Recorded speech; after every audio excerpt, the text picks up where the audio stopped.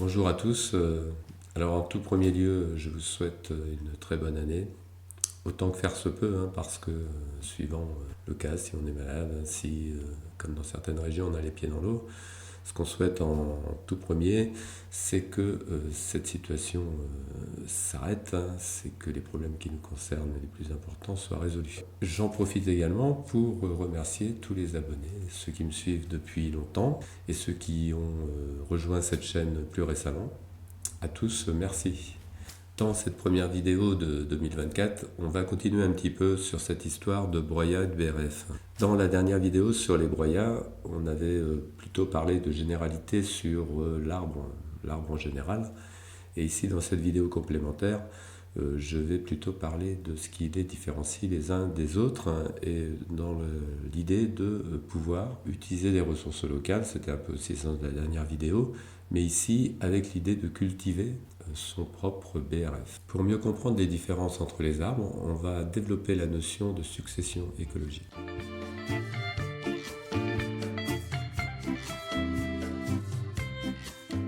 La succession écologique, c'est lorsque l'homme laisse la nature se débrouiller toute seule, et donc la nature, à partir d'une zone cultivée ou pas, peu importe, va réussir à développer à travers un processus d'autofertilité en plusieurs étapes.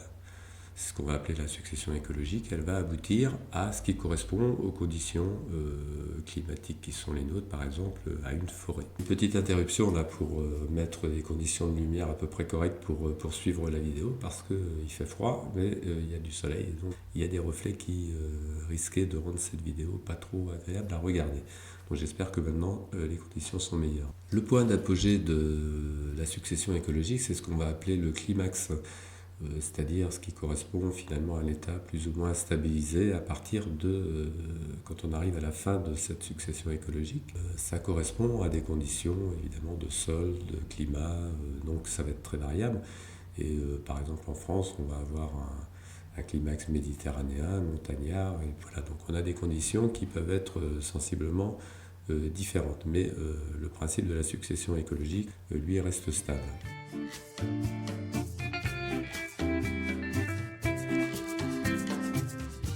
Le premier stade de la succession écologique est assez connu, hein, c'est la friche. Quand on arrête d'entretenir un terrain, qu'est-ce qui se passe? Il y a des herbes, les ronces, des épines, pas mal de plantes enquiquinantes qui prennent la place, hein. Et souvent, la réaction de l'homme, c'est souvent de se dire « Oh là là, il faut envoyer un bulldozer pour raser tout ça ». Donc on va rarement au-delà de cette friche, qui est donc le premier stade de cette succession écologique. Si les animaux terrestres ont du mal à se déplacer dans les friches, par contre les oiseaux, eux, c'est tout à fait le paradis pour eux. Et ils ont plein de petits fruits, ils viennent se goberger, et donc ils vont faciliter d'ailleurs l'installation de l'étape suivante.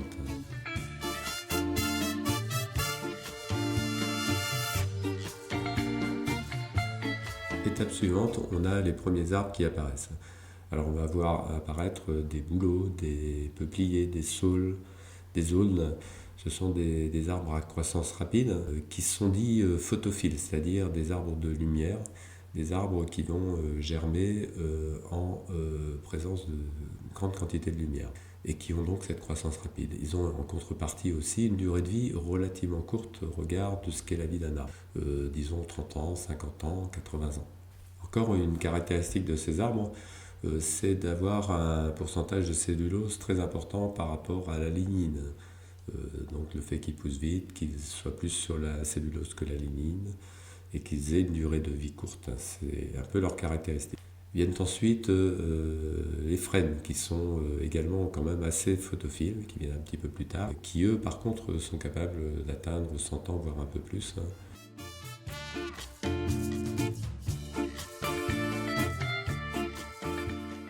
On va parler dans les étapes suivantes d'arbres qui sont capables de se développer dans d'autres conditions, c'est-à-dire plus ou moins nombreux.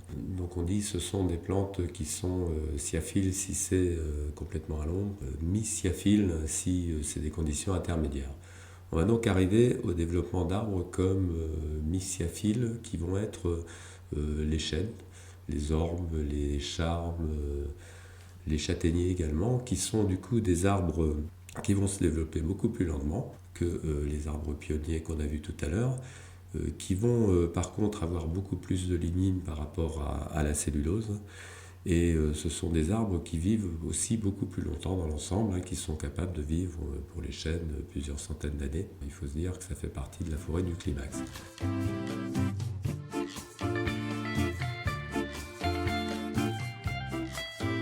Viennent ensuite les arbres dits sciaphiles, qui sont capables de se développer complètement à l'ombre. Alors on va trouver des petits arbres comme les houx.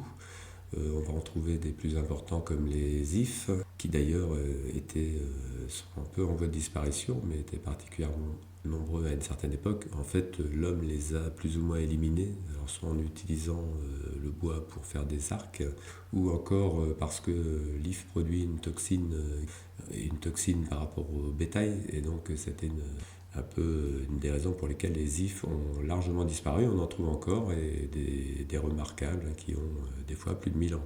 Et puis donc on va trouver également des tilleuls, espèces sciaphiles, et on va trouver le roi de la forêt qui est le hêtre en fait, qui est l'arbre qui va être capable de s'élever au-dessus de la canopée des chênes et de leur faire concurrence, voire de les éliminer. Ce qui fait que les forestiers ont souvent coupé les jeunes hêtres pour éviter ça, puisqu'en fait, d'un point de vue économique, pour l'homme, il vaut mieux avoir du chêne que du hêtre, donc le hêtre est plutôt cantonné au bois de chauffage pour cette raison. Mais sinon, si on laisse les choses se faire naturellement, le hêtre finira toujours par passer au-dessus du chêne. Et ce qui est aussi remarquable, c'est que si on regarde des hêtres qui poussent en isolé, alors ils ne font pas du tout des troncs hauts, ils font des petits troncs, mais par contre ils ont des couronnes magnifiques. Alors vous voyez ça des fois dans des parcs, des hêtres qui sont splendides.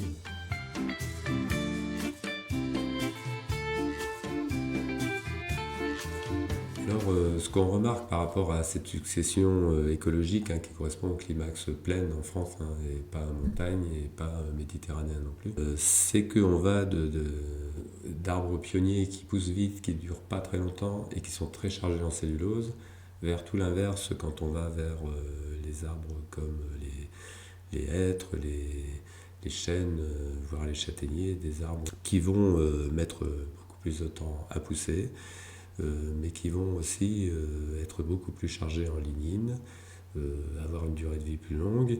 Et ce sont quand même des éléments qu'il faut prendre en compte si on veut utiliser ces bois dans un processus de décomposition. Si on veut enrichir notre potager avec du BRF, c'est quand même des éléments à avoir en tête.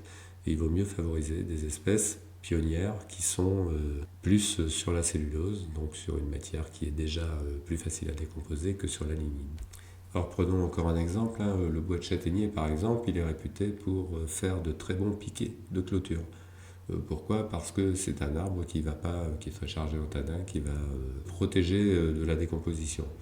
Donc on voit bien que c'est le genre de piquet, si vous le mettez dans le sol, eh bien vous risquez d'attendre un certain temps avant que ça se décompose.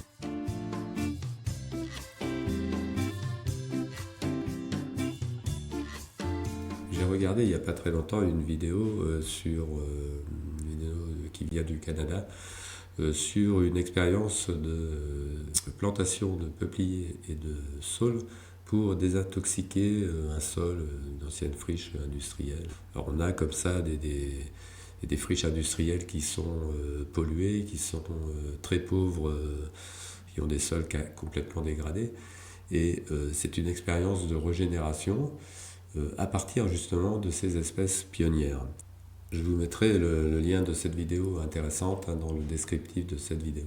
D'autres choses qui ont attiré mon attention dans cette vidéo, c'est que la manière dont ils ont implanté ces saules et ces peupliers, c'est par bouturage, parce qu'en fait, ce sont des arbres qui se bouturent très facilement. Et donc, ça a un coût vraiment très, très limité.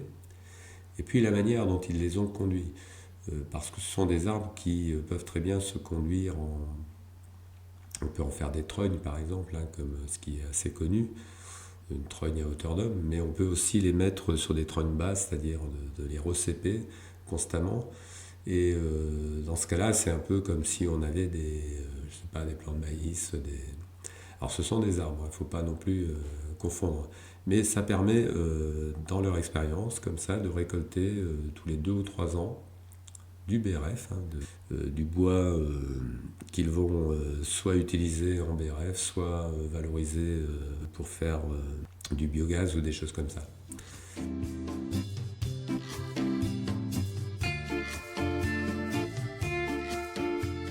Donc nous, on ne raisonne pas par rapport au besoin de détoxiquer notre sol, en principe, mais plutôt dans l'idée d'utiliser des arbres qui ont un fort potentiel de photosynthèse, donc de production de biomasse, puisque ce sont des espèces photophiles, pour justement récupérer facilement du BRF à la maison.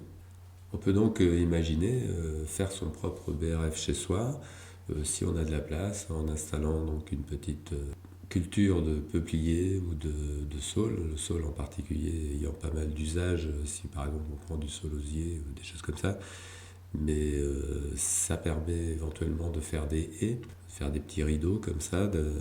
Même j'ai vu que certains avaient tenté l'expérience autour de leur serre, mettre des saules au pied des serres pour récupérer l'eau, et comme le saule a tendance à aller le chercher en profondeur, donc, et puis ça fait de l'ombre. Bon, après il faut contrôler quand même le développement de l'arbre, mais ce sont quand même des pistes intéressantes à étudier si on est dans l'optique d'avoir un potager qui n'est pas dépendant de l'extérieur pour sa propre fertilité, du jardin d'ailleurs dans son ensemble. Eh bien on cultive comme ça une ressource qu'on peut réutiliser sur place. Et donc il s'agit simplement de le contrôler, donc tous les 2 ans, tous les 3 ans, faire une coupe.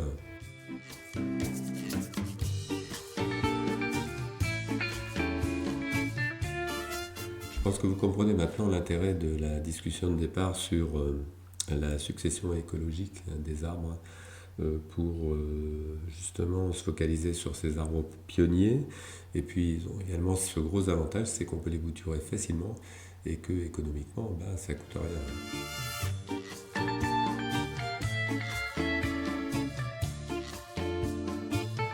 Vous me direz, oui, mais là on ne parle pas vraiment beaucoup de... Il y a plein d'autres arbres, hein.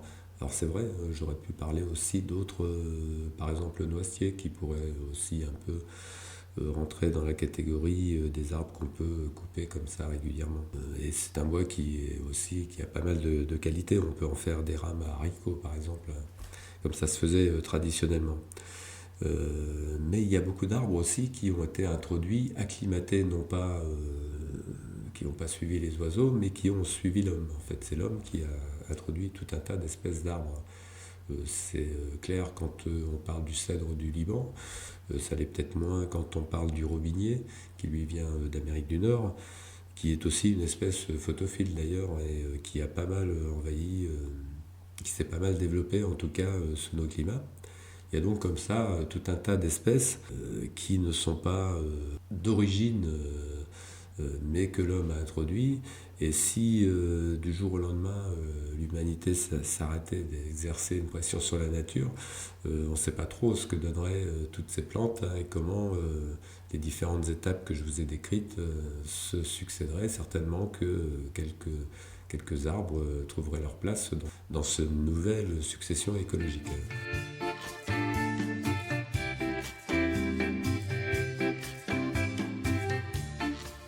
Donc à chacun de faire ses choix finalement en fonction de ce qu'il a aussi sur place. Moi je sais que j'ai un Eleanus là qui se développe vraiment très vigoureusement, qui donne du bois, donc c'est bien. Il y a d'autres variétés, hein, comme les Paulownia par exemple, également des très photophiles qui poussent très vite. Voilà. Mais bon, sont-ils plus adaptés que des peupliers, des saules? Ça, je n'en suis pas persuadé. Ensuite, il y a toutes les transformations climatiques qui ont lieu et qui font que peut-être les conditions vont évoluer. Donc voilà, cette vidéo maintenant va se terminer. J'espère ne pas vous avoir trop ennuyé avec les notions de succession écologique, mais je pense que c'était important d'aborder sous cet angle pour vous montrer les différences entre les arbres. Tous les arbres ne sont pas du tout identiques. Et puis peut-être ça vous donnera certaines idées par rapport à vos propres jardins, par rapport à la récupération de ces ressources quand même très importantes. Mais partir de quelques boutures pour faire des arbres, l'idée me semble quand même intéressante. Je crois même que je vais trouver un petit coin dans le jardin pour expérimenter ça. Je vous dis à une prochaine vidéo. Portez-vous bien.